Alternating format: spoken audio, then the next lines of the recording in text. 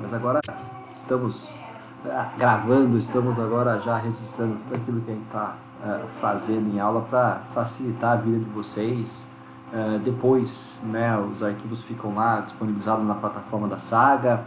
Tem a possibilidade também, pelo YouTube, você procurar lá essas aulas, então acaba sendo bem prático, bem tranquilo isso.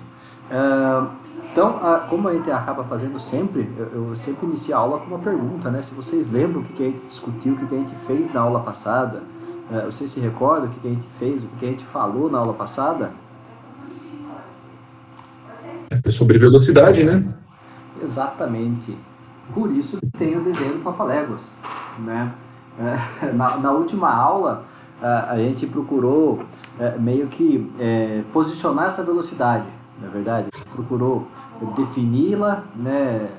Vimos as diferenças no que diz respeito às formas como vários autores acabam enquadrando ela, entendendo essa velocidade. Vimos essa questão do movimento, como que esse movimento pode também participar e participa dessa ação, né, em velocidade daquilo que você pretende fazer, nessa questão cíclica ou acíclica do movimento. Então a gente viu a diferença de um movimento cíclico e de um movimento acíclico. A gente viu a questão da velocidade quando relacionada com uma estruturação de treinamento, e isso ele acaba servindo não só para velocidade, mas também para resistência e para força, essa diferenciação que vai existir de velocidade geral, velocidade específica. Da mesma forma vai existir um trabalho de resistência geral e de resistência específica, um trabalho de força geral, um trabalho de força específica, um trabalho de flexibilidade, específica dentro do treinamento esportivo, né? E a gente viu também a forma de classificar essa velocidade. Num primeiro momento a gente colocou essa divisão de velocidade pura e velocidade complexa, sendo que a velocidade pura ela depende essencialmente de questões ligadas ao sistema nervoso central e muitas vezes também relacionada com características genéticas da pessoa, do indivíduo, e nesse quesito a gente vai entender essa velocidade pura se manifestando, ou seja, ocorrendo por meio da velocidade de reação, velocidade de ação e velocidade de frequência, que ocorre principalmente em curtos períodos de tempo.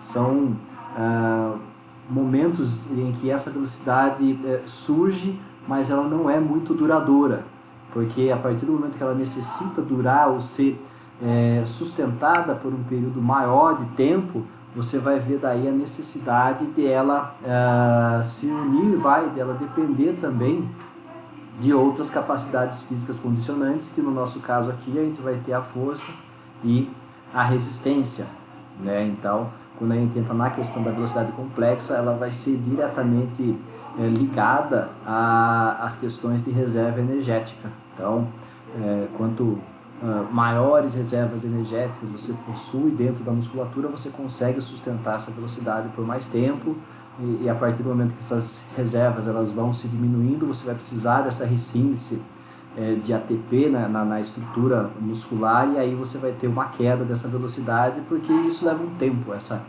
síntese e ressíntese de ATP ela depende de um determinado período de tempo, que é curto, mas que mesmo assim ele interfere nas questões de desempenho. E aí a gente viu também uma outra forma de classificar essa velocidade que lembra muito aquilo que a gente acabou verificando, por exemplo, na aula de atletismo, no que diz respeito às provas de velocidade, principalmente nos 100 metros.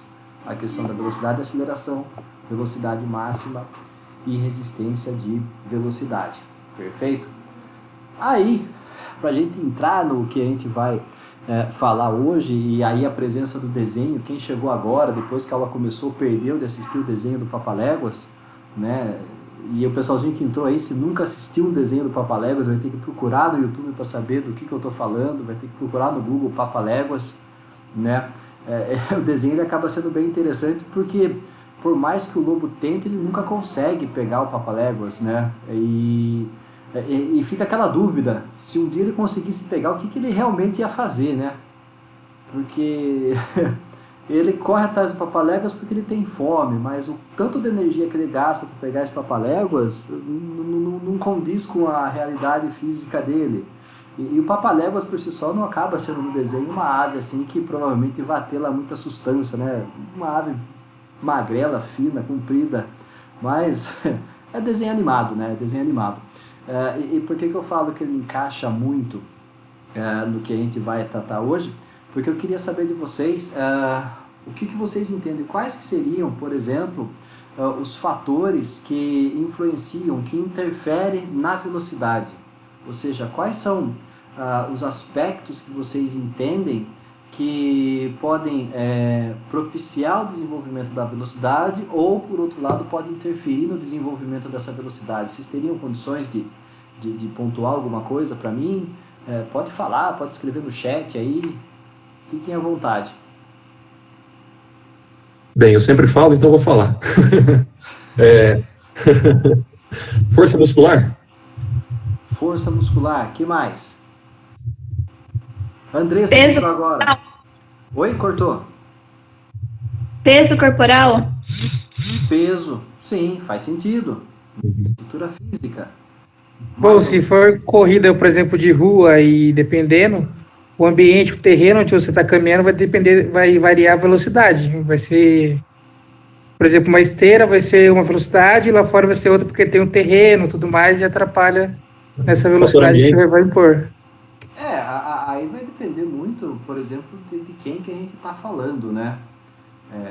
Se a gente for pegar um atleta de ponta, por exemplo, esses caras eles parecem motorzinho 2 tempos, né? Eles vão do início ao fim de prova na mesma batidinha. Seja subida, seja descida, os caras não diminuem velocidade. É coisa absurda, coisa impressionante. Se for réis mortais igual a gente, com certeza. A gente vai estar na reta correndo, na descida dando pique, na subida a gente vai andar, né? Não há como negar isso. O que a gente vai acabar vendo, na verdade, nessa questão do aspecto ambiental, né? Na verdade, vai ser essa capacidade que vai existir a superar uma resistência externa. Então, a hora que você tem um aclive, você tem um declive, você tem um terreno que seja liso de cimento, ou um terreno arenoso, ou um terreno de cascalho, a velocidade com que se desenvolve acaba sendo diferente, né? E para você conseguir sustentar essa velocidade do início ao fim, independente do terreno, essa capacidade que vai existir de você conseguir superar essa resistência que o meio ambiente acaba impondo, ela acaba sendo essencial, né? Nas questões de peso corporal, realmente você vai ter muito também essa relação do peso corporal, principalmente no que diz respeito à força, porque você vai ter pessoas que são extremamente pesadas, mas elas são muito rápidas, né? Porque o peso dela, na verdade, acaba sendo de massa muscular. Agora, por outro lado, você vai ter um peso muscular que muitas vezes não está relacionado a músculo, mas sim a tecido adiposo, realmente vai fazer com que haja uma dificuldade maior em você conseguir desempenhar determinadas velocidades, principalmente no que diz respeito a movimentos cíclicos. Se você procurar, por exemplo, na história do beisebol americano, você vai ver que um dos maiores arremessadores de todos os tempos do beisebol americano, o cara era obeso, o cara era gordo, o cara não treinava, o cara era barrigudo, mas a velocidade com que ele tinha na realização do movimento do braço para arremessar a bola e o efeito que ele dava nessa bola desenvolvia uma dificuldade tão grande para o rebatedor que ele virou uma lenda do beisebol, né?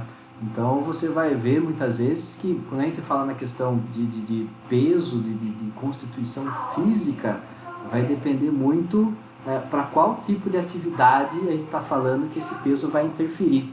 Se vocês voltarem na aula de atletismo, você vai ver a diferença, por exemplo, de peso corporal do atleta dos 100 metros, dos 800 metros, da meia maratona e do arremesso de peso, né? Então, Se você vê, por exemplo, o atleta do arremesso de peso, o cara ele é gigante, né? Ao mesmo tempo que ele é forte, ele também tem muita gordura corporal, e a agilidade com que ele faz, a técnica de movimento para ele conseguir fazer o arremesso do peso, e aquela bola, vocês viram que ela não é leve, ela pesa 7 quilos, 260 gramas, né? E ele consegue lançar essa bola com a mão só, com a ponta dos dedos, né? Utilizando somente os dedos, a mais de 18, 19, 20 metros, o recorde mundial é de 23 metros. Então, a gente vai perceber que é preciso a gente sempre ter uma cautela na hora de a gente analisar essas questões relacionadas principalmente a volume e massa corporal, né? Mas a gente vai ver por esse slide aí, por exemplo, que características hereditárias, ou seja, questões genéticas também, elas acabam influenciando, né, no desenvolvimento dessa velocidade, né? Então, às vezes, aspectos hereditários, eles favorecem o desenvolvimento da velocidade de um indivíduo em relação a outro que acaba não tendo uma mesma carga genética. Eu acho que eu já cheguei a comentar com vocês, se não foi nesse semestre, foi lá no segundo, de uma palestra que eu assisti, em que o palestrante falava dessa questão genética nas corridas de fundo, nos maratonistas, que se a pessoa é um maratonista de destaque e ele deseja, por exemplo, perpetuar esse destaque dele na família, ele tem que ter a ideia, a mentalidade de que para ele conseguir isso ele tem que casar com uma pessoa que também seja maratonista, porque a probabilidade de dois maratonistas conseguirem ter um filho ou uma filha que também seja maratonista acaba sendo grande. E ele ainda vai além.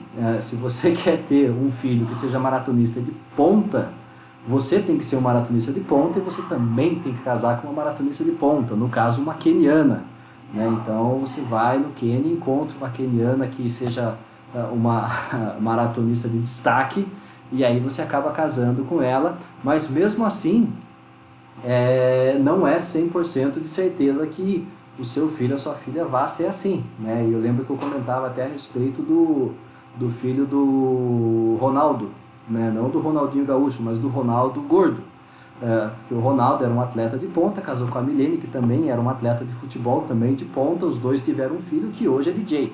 Então não é uma coisa que a gente possa entender como 100% fidedigno, né? Essas questões de hereditariedade, mas quer queira, quer não queira, no que diz respeito à velocidade vai haver uma certa influência. Na segunda linha a gente vai ver a questão de tempo de reação, tempo de latência. O que seria esse tempo de reação, esse tempo de latência? Vocês saberiam me explicar ou dar um exemplo?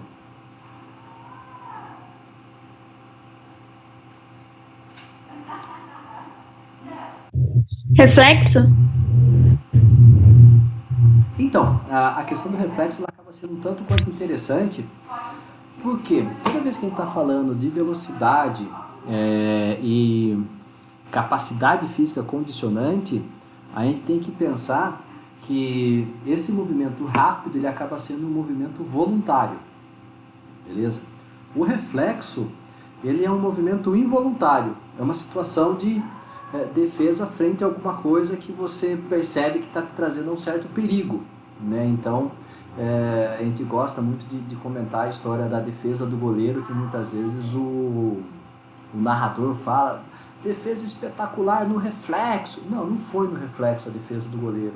A defesa do goleiro, na verdade, ela foi fruto de um trabalho muito grande para que houvesse uma melhoria nesse tempo de reação, ou seja, ele conseguisse reagir a um estímulo de maneira mais rápida possível, e para que ele reagisse a esse estímulo da maneira mais rápida, que a bola vindo na direção dele, o tempo de latência, ou seja, o tempo que demora do estímulo sair do sistema nervoso central e chegar na musculatura é o mínimo possível. Ou seja, você vai ter essa questão do tempo de reação, ou seja, quanto mais rápido esse estímulo chega no músculo, mais rápido você consegue reagir, mais rápido você consegue ter a ação.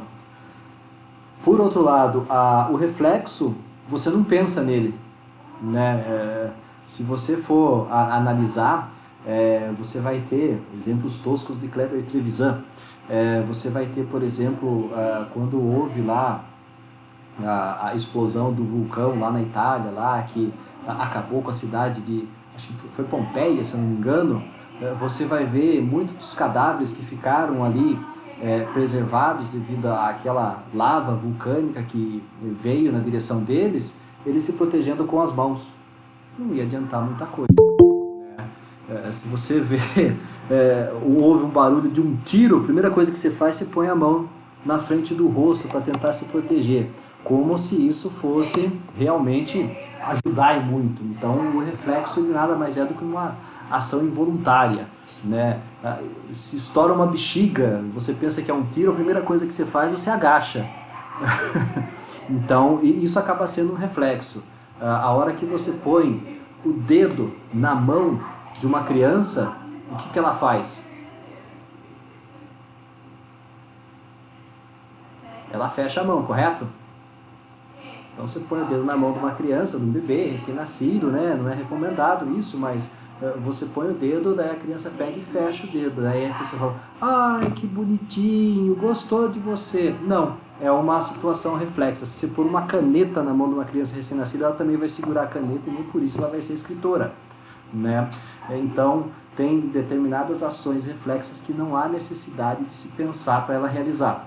No nosso caso, quando a gente está falando da capacidade condicionante velocidade, esse tempo de reação, ele é pensado, ele é trabalhado, ele é aperfeiçoado, ele é aprimorado para que o tempo de latência entre você pensar no que você tem que fazer e a ação, ele acaba ocorrendo em milésimos de segundos, né? Então acaba sendo uma coisa muito rápida.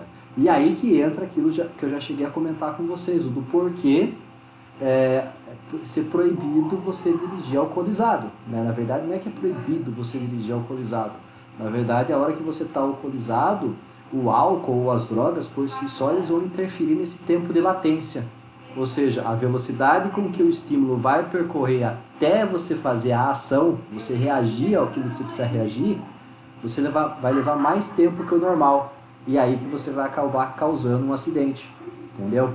Então esse que acaba sendo o principal problema do álcool e de certas drogas a hora que você utiliza e aí vai para o trânsito. Esse tempo de reação ele acaba sendo interferido e aí você não consegue evitar acidentes. Tranquilo aí? No que diz respeito à capacidade de superar a resistência, a gente já viu. E aí a gente vê as questões da técnica, né?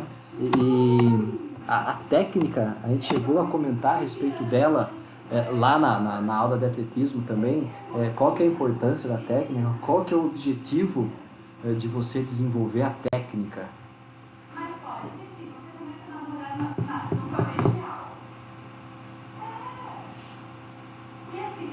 Quer ver?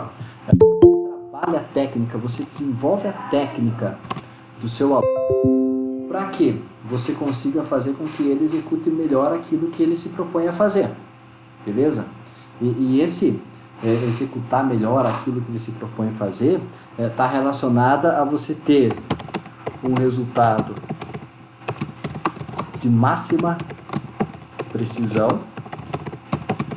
com o mínimo de desgaste possível, certo?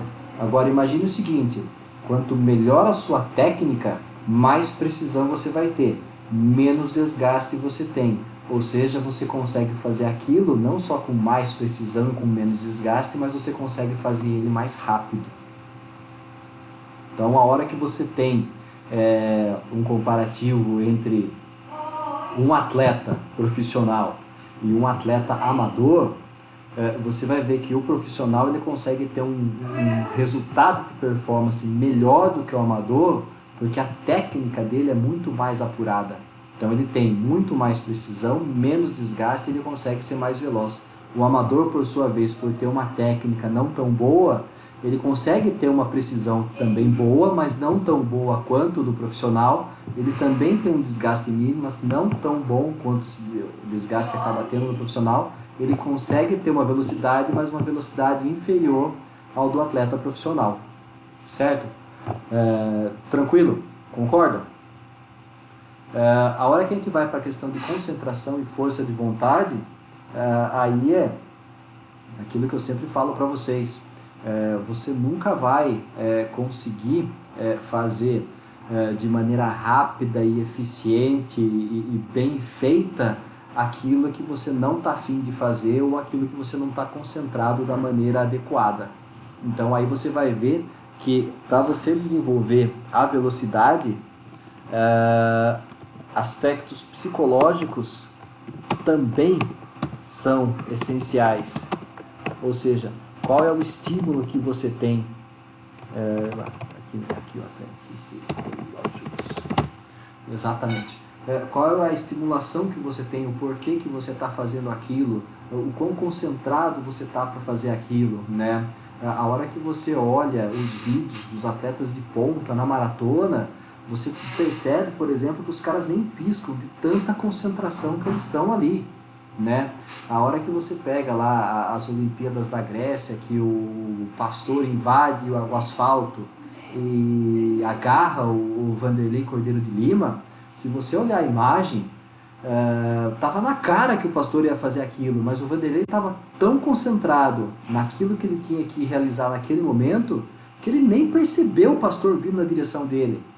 Se fosse qualquer outra pessoa que não tivesse com um foco tão bom igual dele, na hora ele ia perceber que o pastor estava vindo na direção, ia desviar, ia empurrar, mas ele não. Ele falou que foi uma surpresa, porque ele não imaginava que aquilo ia acontecer. Ele não viu o cara chegando perto dele, né? Então isso foi uma coisa impressionante, porque você via não só a questão da força de vontade de ele estar liderando uma maratona, mas principalmente a questão da concentração, que fazia com que ele não conseguisse enxergar nada que estava acontecendo ao redor dele, somente o que ele tinha que fazer naquele momento na prova. Beleza? E aí a gente vai nas questões da flexibilidade, nas questões de elasticidade muscular. Por quê? Porque como a gente está vendo, a velocidade por si só, ela vai depender, quando ela for permanecer por um período maior de tempo, tanto da resistência como da força muscular. E tanto resistência como força muscular, eles atuam a partir da contração muscular. Beleza? Então o músculo ele vai ter que contrair e alongar. Contrair e alongar. Se essa capacidade de contração não tiver também uma boa capacidade de extensão, ou seja, de relaxamento, ou ele não for flexível o suficiente, você vai ter uma perda nessa sua capacidade de aquisição de velocidade, né? Seria mais ou menos quando você está meio travado, acho que já aconteceu isso com vocês, de acordarem com a coluna meio ruim, por ter dormido de mau jeito, ou treinou muito pesado num dia e aí foi para aula de atletismo no outro e o professor fala, não quero nem saber, avisei para não treinar a perna, vai fazer a aula, né? E aí você percebe que você não consegue correr direito. Por quê? Porque essa capacidade de relaxamento, de extensão, porque essa elasticidade muscular ela foi prejudicada devido ao treino de força que foi realizado, que foi feito precedente à atividade de corrida, que depende, por exemplo, de uma elasticidade muscular mais eficiente. Então, para você ser veloz, você tem que ser flexível. Não tem como você excluir essa capacidade física do restante. Então a gente vai perceber, não agora, mas principalmente na próxima semana, quando a gente for falar de flexibilidade, que uma das capacidades físicas que são consideradas essenciais para a performance motora acaba sendo a flexibilidade.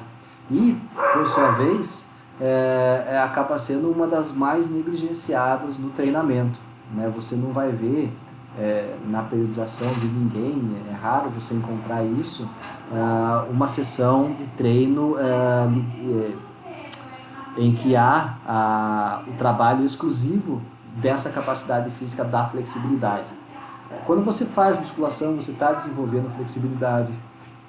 Quando você está correndo, você está desenvolvendo um pouco a flexibilidade. Mas procurar dar uma predominância, um enfoque exclusivo nela, são raros os casos. Tranquilo? De boa? Aí a gente vai aprofundar um pouquinho mais nessa questão dos fatores que interferem nessa velocidade e procurar entender um pouquinho mais também do porquê que isso acaba acontecendo, né?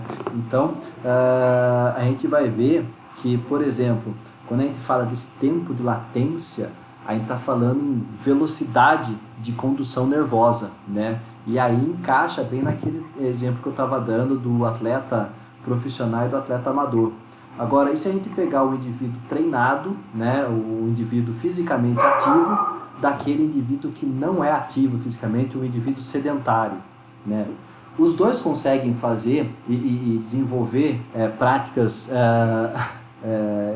em velocidade, só que vai haver uma diferença substancial entre eles, né?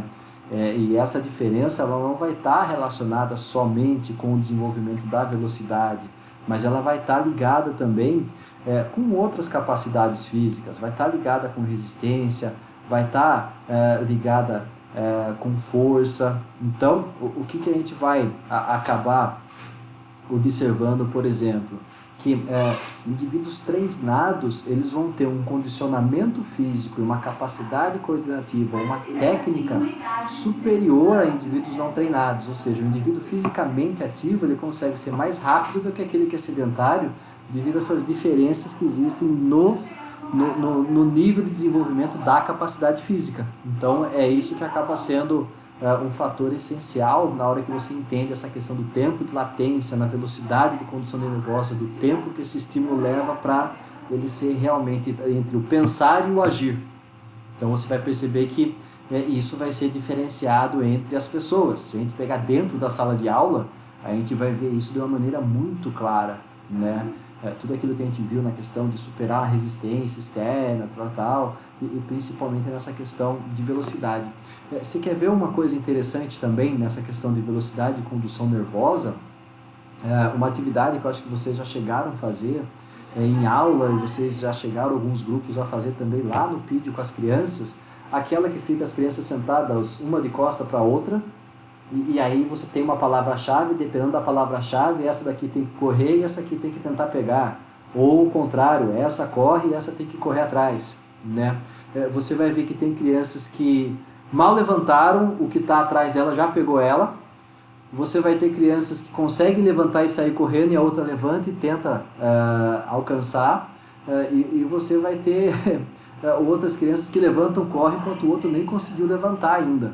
Então, isso tem uma capacidade de diagnóstico muito grande no que diz respeito a essa capacidade de reação e ação da criança, né? Essa velocidade de condução nervosa, o quanto ele interpreta o estímulo que vem via auditiva para ele executar a ação, né? Então, isso tem a ver com essa velocidade de condução nervosa, né?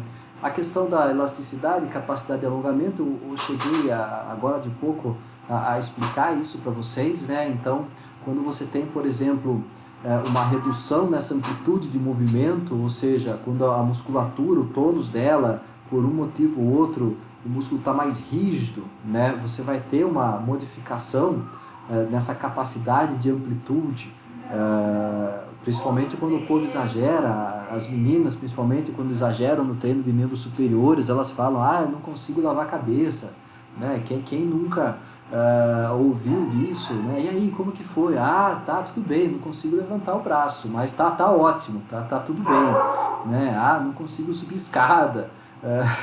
Você vai ver que às vezes quando há um exagero no treino de força, esse exagero acaba resultando numa redução de uma amplitude de movimento que faz com que haja uma dificuldade nessa coordenação motora e principalmente na capacidade de realizar movimentos dentro de uma certa velocidade, certo?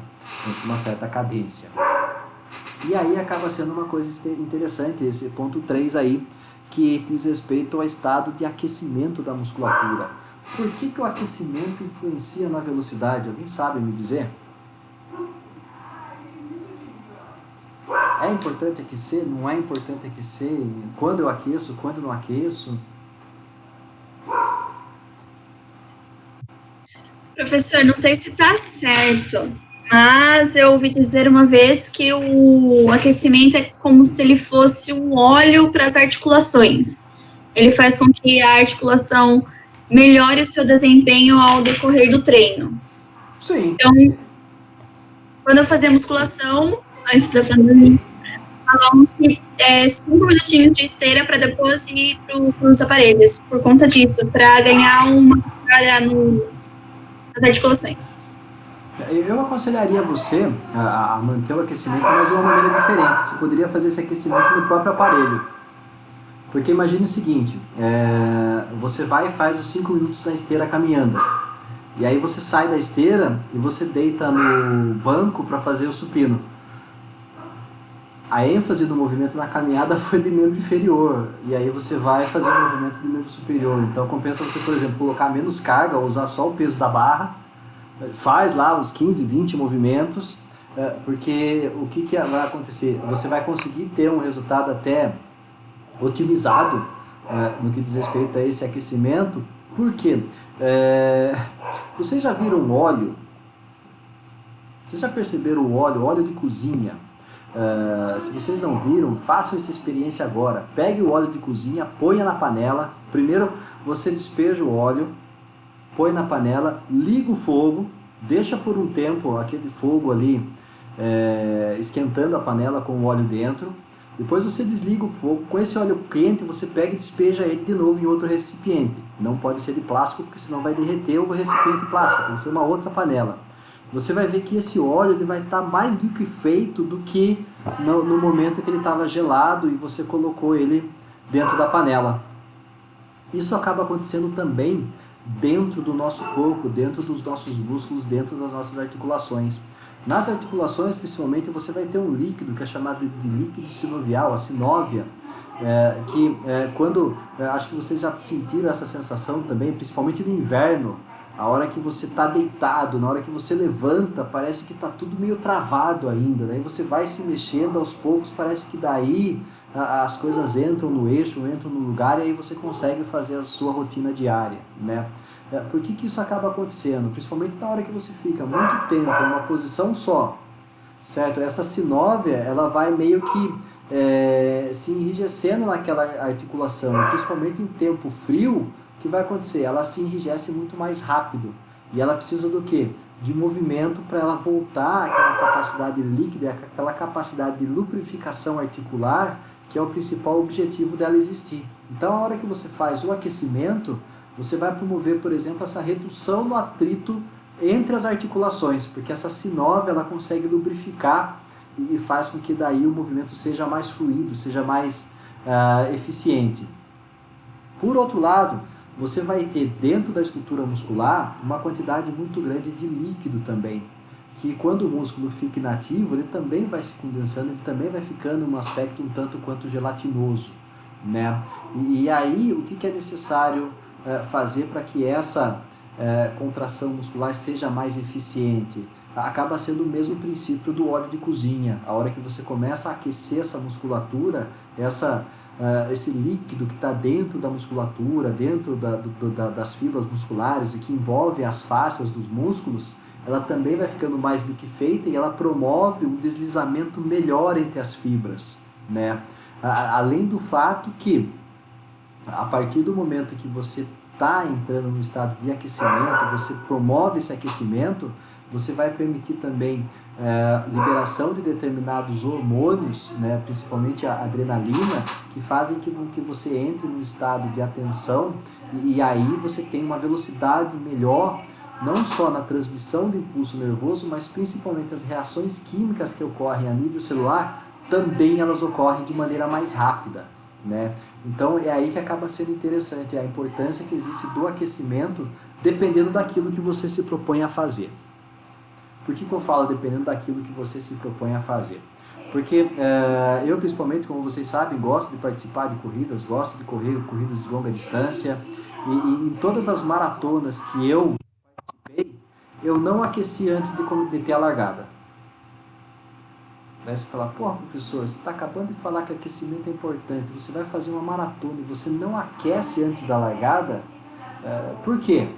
Porque assim, em todas as provas que eu participei, em todas as maratonas que eu participei, você tinha lá uma média de 40 mil participantes. Aquela largada em ondas. Então a hora que teve a largada, até eu conseguir começar a correr, passaram-se mais ou menos 1 hora e meia do início da prova. Ou seja, a hora que eu comecei a correr, o primeiro colocado já estava quase chegando na metade da prova. Então não faz sentido eu aquecer para ficar parado por mais 1 hora para daí começar a correr. Então o que eu acabo fazendo nas corridas de longa distância quando eu participo? Eu uso os primeiros 5 quilômetros de aquecimento. Né? A minha irmã, ela está começando a correr. E ela tem vindo todo dia aqui em casa, porque ela quer correr, a gente fica correndo aqui no volta do quarteirão aqui de casa. Né? Às vezes pega 2 quarteirões, 3 quarteirões, e assim vai indo.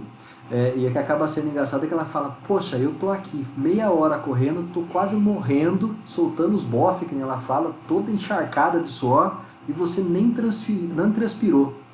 Porque a distância e a velocidade com que eu faço com ela, e tá dando uma média de 4 km, 3,5 km, tá servindo só de aquecimento para mim, enquanto para ela é um treino, só para você ter uma ideia do negócio. Né? Então, a hora que ela termina o treino dela, seria o momento ideal de eu começar a treinar, de eu começar a correr. Né? Mas aí a preguiça fala mais alto.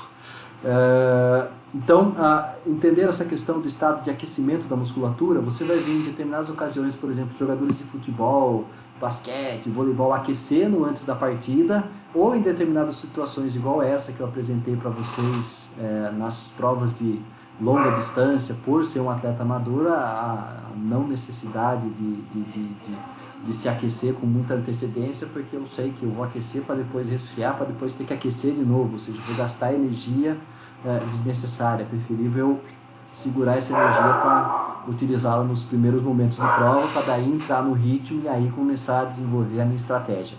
Beleza? Então, a gente viu a questão do estado de aquecimento, e aí entra a fadiga.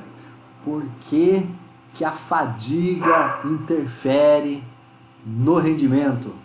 Hein? Professor, Fanny ou Pedro Carilo? antes de você entrar nesse assunto da fadiga, deixa eu só fazer uma pergunta antes, que é uma dúvida que eu tenho a respeito da corrida. Pessoa que toma cafeína antes de correr, ela faz com que a adrenalina no corpo dela seja estimulada sem o movimento em si. Isso interfere muito em questão da saúde? Isso é prejudicial? Não é indicado? É indicado em determinado momento? Você sabe me dizer?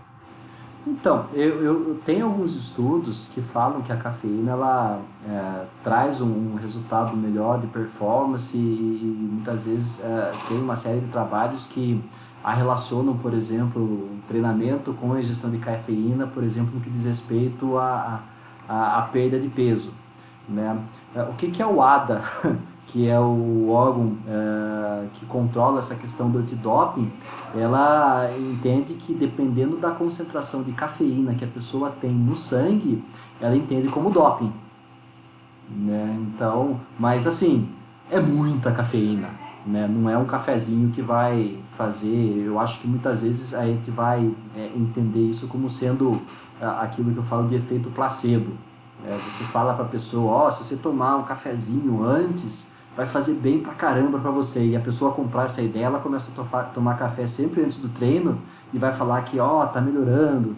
Entendeu? Então eu acho que ela acaba entrando um pouco como placebo, mas existem estudos que realmente comprovam a eficácia da cafeína como uma substância estimulante e que pode trazer resultados de performance no indivíduo. Beleza? Mas não vá ficar saindo tomando café à toa aí. Beleza? Não, é que eu vi pessoas já tomando 2 cápsulas de cafeína, mesmo suplemento, antes de correr, entendeu? E fala que dá um estímulo. Na época que eu jogava, tinha um companheiro de equipe que ele fazia uma mistureba lá, que era um tanto quanto nojenta, que ele colocava café com guaraná. Ele tomava essa mistura de café com guaraná e água, né? E ele falava que deixava ele meio louco, que ele corria que nem um doido, né? E assim, não tem uma comprovação assim 100% fidedigna de daquela proporção que ele usava o café e o guaraná dava resultado. você vai encontrar para vender suplementos de cafeína, vai depender muito, por exemplo, do horário que você vai tomar essa cafeína. Imagine, você vai treinar à noite, você toma 2 cápsulas de cafeína para o seu treino, você vai dormir só no dia seguinte. Né, por ser uma substância estimulante, ela vai acabar interferindo nesse seu ciclo do sono. Então, a questão da suplementação, você tem que tomar um certo cuidado no que diz respeito a ela, principalmente com essa questão da cafeína mesmo. Né? Vai depender muito do indivíduo, às vezes ela realmente vai trazer um benefício, às vezes ela é muito mais um efeito placebo. No meu entender, muitas vezes acaba sendo muito mais placebo do que qualquer outra coisa. Beleza?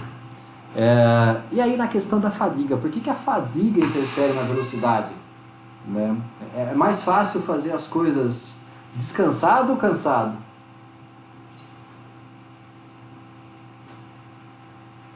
Bem mais fácil você estar descansado, correto? Por que a fadiga ela vai interferir? Porque a partir do momento que você tem a intenção de fazer alguma coisa dentro de um determinado ritmo, dentro de uma determinada velocidade, você vai depender de energia, certo? E o que acontece com a fadiga, principalmente quando a gente fala dessa fadiga periférica? Né? Essa fadiga periférica ela vai estar ligada principalmente à redução dos estoques de energia dentro da estrutura muscular, né? E a necessidade de repor aquilo que foi gasto, ou seja, as ressíntese de ATP. E dependendo da duração da atividade, da intensidade que você está fazendo essa atividade, esse processo de ressíntese ele não consegue ser eficiente ou suficiente para a sustentação daquela velocidade. Então você vai ver muitas vezes um metabolismo parcial da glicose, da proteína, ou mesmo da gordura durante a atividade muscular, mas que vão promover também a liberação de determinados resíduos do metabolismo que afetam o pH, certo? O pH sanguíneo vai acabando ficando muito ácido e isso faz com que surja, por exemplo, aquela dor muscular que você sente durante a atividade, ou muitas vezes a cãibra, ou em casos mais extremos, a questão dos espasmos musculares, né? Principalmente em membros inferiores, onde você vai ter daí uma desregulação total no que diz respeito ao envio de estímulo para aquela cadeia muscular e faz com que você não consiga mais fazer aquilo que você estava fazendo, ou seja, você vai ter uma diminuição não só no número, mas na frequência dos impulsos nervosos, né? E isso faz com que tenha também uma redução da velocidade. Então aqui, a hora que a gente relaciona esses dois primeiros aspectos aqui, a gente vai ter eles bem familiarizados, bem mais próximos daquilo que a gente entende como fadiga periférica.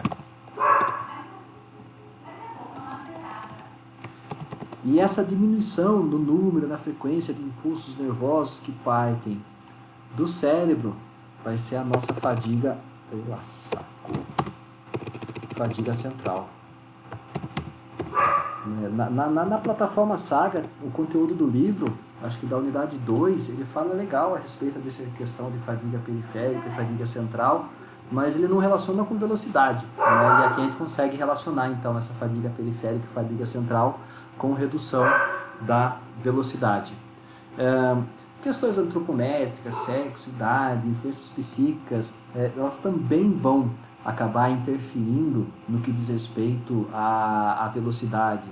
Né? Então você vai ver, por exemplo, dependendo da amplitude de passadas da pessoa, ela consegue ser mais veloz. Então quanto mais alto e maior essa amplitude, mais a velocidade muitas vezes a pessoa consegue diferenciar em relação aos outros. E um exemplo bem claro disso acaba sendo o Usain Bolt, né? A amplitude de passadas que ele tem em comparação aos outros atletas, como a gente já chegou a comentar também em atletismo, faz com que ele tenha pelo menos de 3 a 4 passos a menos do que os outros atletas para percorrer os 100 metros. Isso faz com que ele tenha uma eficiência energética e biomecânica maior em relação aos demais, ou seja, ele gasta menos energia para ser mais veloz, enquanto os outros gastam mais energia para tentar chegar perto dele. Quando a gente tenta fazer esse comparativo de velocidade entre homens e mulheres, a gente vai ver que questões hormonais elas estão ligadas diretamente nesses ganhos e desenvolvimento de velocidade. Por quê? Porque para você ser veloz, você vai depender não só de resistência, mas você vai depender também de força, né? A força, a gente viu que é uma capacidade física que também recebe uma influência hormonal muito grande no que diz respeito aos ganhos de hipertrofia muscular, né? E a gente vai perceber também que mulheres, a concentração do hormônio testosterona, que é um dos principais para esse ganho de volume muscular, ele acaba sendo encontrado em concentrações menores em relação aos homens, ou seja, se a mulher tem menos força, né, ela vai ter por consequência menor potência muscular, menor capacidade de explosão, como a gente vai encontrar em algumas literaturas aí. Então essa acaba sendo uma diferença. As questões de influência psíquica, a gente já viu lá no exemplo, e principalmente a questão de fibras musculares. A gente vai ter aí nesse quadro aí a questão da divisão de capacidade de classificação funcional, fisiológica, anatômica, histológica. Já houve uma modificação disso aí em relação principalmente a aspectos anatômicos, né, e histológicos, mas a gente consegue ainda ter uma relação bem clara a respeito dessa diferenciação de fibras, porque dependendo da quantidade de fibras oxidativas que você tem, ou dependendo da quantidade de fibras, da concentração de fibras brancas, de fibras glicolíticas que você possui, você vai ter diferenças no que diz respeito a essa velocidade, né? E por que eu falo isso? Porque a hora que a gente tem, por exemplo, concentrações maiores de fibras oxidativas, você vai ter uma capacidade de resistência maior, você consegue ser veloz, mas em provas de longa duração, porque você vai depender do oxigênio, então você não é tão veloz como você fosse em comparação com indivíduos que têm uma concentração maior na musculatura de fibras de contração rápida, né? Então você vai ver atletas de velocidade, os velocistas com uma concentração maior de fibras rápidas em relação a fibras de contração lenta. Então, a fibra de contração rápida, ela vai depender, a energia dela vai ser proveniente de metabolismo anaeróbio. Enquanto a fibra de contração lenta, por ela ser oxidativa, ela vai ser dependente exclusivamente, né, na sua predominância, de metabolismo aeróbio. Tranquilo? Então, se a gente pegar, por exemplo, e fazer uma análise histológica em torno do Eliud Kipchoge, do Usain Bolt no auge da carreira dele, você vai ver que o Usain Bolt ele vai ter uma concentração de fibras rápidas maior em comparação à concentração de fibras lentas. Por outro lado, o Eliud Kipchoge ele vai ter muito mais fibras de contração lenta do que de contração rápida. Feito? Tranquilo? De boa? Alguma pergunta? Não? Sossegadinho? Aí que o negócio começa a ficar interessante e divertido agora. Porque a gente viu essa questão da velocidade, dos fatores que influenciam, como que ela é classificada, como que ela pode ser definida, tudo que acaba interferindo nela, o que é preciso para a gente conseguir desenvolver. Mas aí, o que acaba sendo interessante? A gente vai ver que a velocidade, ela é uma capacidade física de difícil desenvolvimento, né? Velocidade e flexibilidade são as duas capacidades físicas mais difíceis de você conseguir aperfeiçoar. E aí que acaba sendo interessante. A infância, ela é o principal momento, né? O momento melhor que existe para você desenvolver a velocidade da criança. A Daisy está aí, não está, Daisy? Cadê a Daisy? Fala alguma coisa, Daisy. Liga o microfone aí.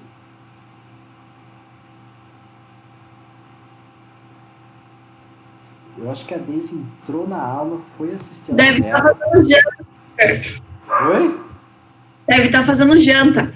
Então, ela entrou na aula, largou lá o negócio rolando lá e foi fazer a janta, foi assistir a novela, foi fazer qualquer outra coisa, né? Mas tudo bem, não há de ser nada, não há de ser nada. Vocês, por exemplo, vocês vão ser as minhas testemunhas porque eu vou falar agora. Eu tenho certeza absoluta que na infância, ou vocês viram, ou vocês passaram por isso. A hora que vocês começavam a correr, alguém gritava e falava: sem correr, vai devagar, para com isso, anda, não é para correr. Vocês já fizeram, vocês já ouviram isso? Já passei muito por isso. Minha mãe vivia me xingando. Pare de correr, não é para correr, é para ir andando. E aí o que acaba acontecendo? Aí a gente entende que a infância, a base biológica para o desenvolvimento da velocidade, ele ocorre na infância. E na infância, quando isso é para ser desenvolvido, o que o adulto acaba fazendo? Ele acaba cortando, ele acaba interferindo. Ele fala: não pode isso, não pode aquilo, não pode, vai cair, vai se machucar, né? Então acaba colocando um monte de medos, e a hora que você precisa daí desenvolver essa capacidade de velocidade, que você vai precisar utilizar essa velocidade, seja dentro de uma prática esportiva ou fora dela, você não consegue. Por quê? Porque no momento que era para você ter aquela base, essa base foi interrompida, né? Então a gente vai ver que a velocidade por si só ela tem uma participação muito grande da genética, mas a questão da estimulação, que deve ocorrer principalmente na infância, muitas vezes ele não é atingido. E isso faz com que lá na frente você tenha dificuldades de aperfeiçoamento dela, ou seja, tudo aquilo que você tinha que atingir na infância, você não conseguiu, você não consegue ter depois, né? E assim você vai perceber que a infância ela acaba sendo essencial não só para a velocidade, mas para outras capacidades físicas, porque quanto mais vivência essa criança tiver, quanto mais experiências ela tiver, principalmente no que diz respeito a diferentes práticas motoras, você vai fazer com que haja uma diferenciação na forma como esse movimento vai ser encarado por ela em outros momentos da vida dela, né? Então você vai ver que determinados fatores de desenvolvimento físico, eles dependem principalmente da infância, e a infância acaba sendo mais fácil para isso. Por quê? Porque é o momento em que a criança tem uma curiosidade natural. De novo, a brincadeira do quem nunca fez, ou quem nunca participou, ou quem nunca viu um adulto virando para uma criança e falando: vamos ver quem chega primeiro até ali? E aí saem os dois correndo que nem os desesperados. Na verdade, a criança sai mais desesperada porque o adulto sabe que se der 3 passos ele chega primeiro que ela. Mas é um momento e é uma condição que permite, por exemplo, o desenvolvimento dessa velocidade. Se a gente pegar, por exemplo, agora na fase adulta, o indivíduo treinado e o destreinado, um virar para o outro e falar: vamos ver quem chega primeiro ali. O destreinado vai virar e falar: tá bom, quer tirar sarro da minha cara? Pode ir, eu sei que eu não vou chegar. Então, você vai ver que na infância, essa própria inocência que existe, aliada a essa curiosidade, fazem com que haja uma possibilidade maior no que diz respeito a desenvolver a velocidade. A hora que a gente vai lá para a pista de atletismo, vocês tiveram essa experiência na prática, vocês viram, principalmente na modalidade do atletismo, a hora que você vende a brincadeira para a criança, ela faz, ela corre, ela se esforça, ela procura ser o mais rápido possível por ela, para fazer aquilo, nem que ela não tenha sido a mais rápida do grupo, mas ela procura fazer o melhor dela, certo?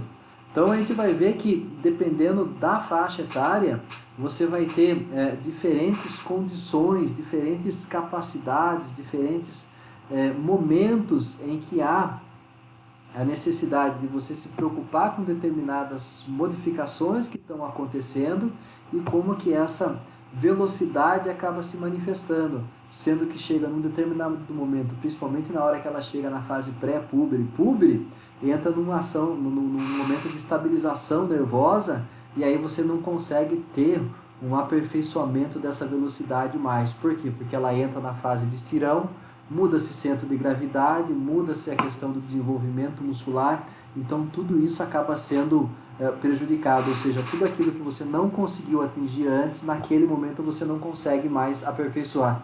Você vai determinar um certo período de tempo, você vai depender de um certo período de tempo, e passado esse período de tempo, dependendo de como for a criança, ela já está onde? ela já está entrando no ensino médio, já está chegando na faculdade, já está começando a trabalhar, ou seja, aquilo que você tinha que fazer lá atrás, se você não conseguiu, dali para frente é aí que você não vai conseguir desempenhar mais, né? Então, isso acaba sendo o tudo que a gente procurava e tem que observar, e aquilo que a gente procura passar para vocês ainda no curso de Educação Física. Feito, povo, tranquilo? Alguma dúvida? Alguém quer perguntar alguma coisa? A Deise apareceu. Agora eu não quero mais falar com você. Já está pronto o feijão?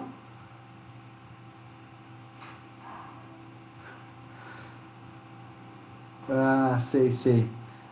Pessoal, então, o que a gente ia falar de velocidade acaba sendo isso, né? Tem lá o material que está disponibilizado na área do aluno para vocês, lá no site da faculdade, para vocês consultarem tudo isso que eu falei.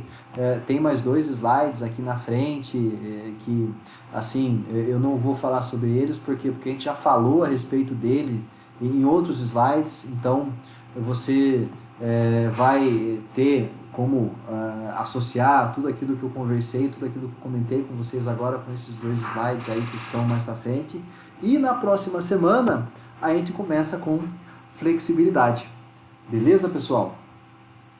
No mais, então, se não tem mais nenhuma pergunta, queria mais uma vez agradecer a presença de vocês, lembrar vocês sobre a importância de vocês responderem aquele questionário que está disponibilizado lá no Google Forms, que foi mandado por e-mail de vocês sobre a plataforma da Saga, pedindo a opinião de vocês para aqueles que acessaram, o que foi percebido de positivo, para aqueles que não conseguem acessar, também quais são os pontos que vocês consideraram negativos em questão da plataforma Saga, porque vai ser uma forma de nós darmos um feedback para a própria empresa a fim de aprimorar e aperfeiçoar a experiência que ela pode ter e oferecer para vocês. Beleza, povo? Então, entra lá, responde lá, Herbert. Um abraço para vocês, até a próxima semana, no mesmo horário, nas 7h30. Na próxima semana eu coloco uns 10 minutinhos antes, uns 15 minutinhos, algum filminho para vocês irem assistindo aí, se entretendo enquanto eu vou me organizando, porque antes eu ficava aqui esperando todo mundo, ninguém conversava comigo, e aí você fica, não sabe se olha para um lado, se olha para o outro, fica um negócio meio estranho. Beleza, povo? Maravilha, valeu, Kleber. Obrigado pela aula. Boa noite, um abraço. Assim, boa noite, um abraço para vocês, até mais. Até, bom final de semana, bom feriado aí. Vou descansar agora. É.